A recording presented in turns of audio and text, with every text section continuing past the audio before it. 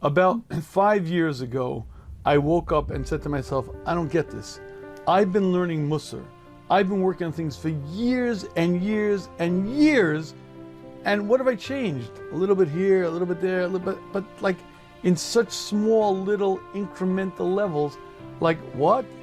Meaning when I started out, when I was 19, and I was first year base medrash, I had lofty goals. Are you kidding? I'm going to work on my midos and I'm going to be emunah and bitochen and dami. I'm going to be, I had it all mapped out. By the time I'm 30, by the time I'm 40, by the time I'm 50, the problem is I turned 30, I turned 40, I turned 50.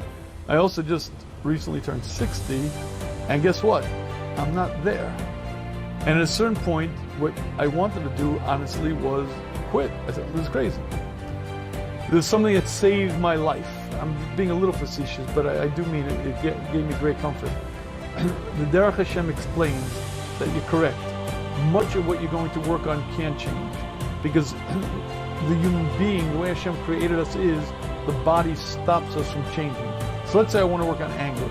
I work on it, it somewhat changes a little bit, but it comes back. I make very small changes.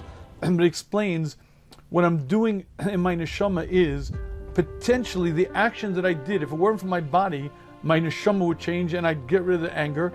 And so what happens is, as I work on it, I create a shadow man who's much greater, much better. Meaning whatever work I do that my body stops me, and there's this shadow man that becomes greater and bigger and bigger. So I'm working on anger and jealousy and learning and davening. So it becomes big.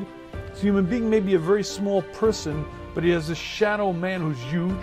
When my body's put in the ground, I go to the Olam HaNeshamos, and then whoosh, I fill in, become that great person.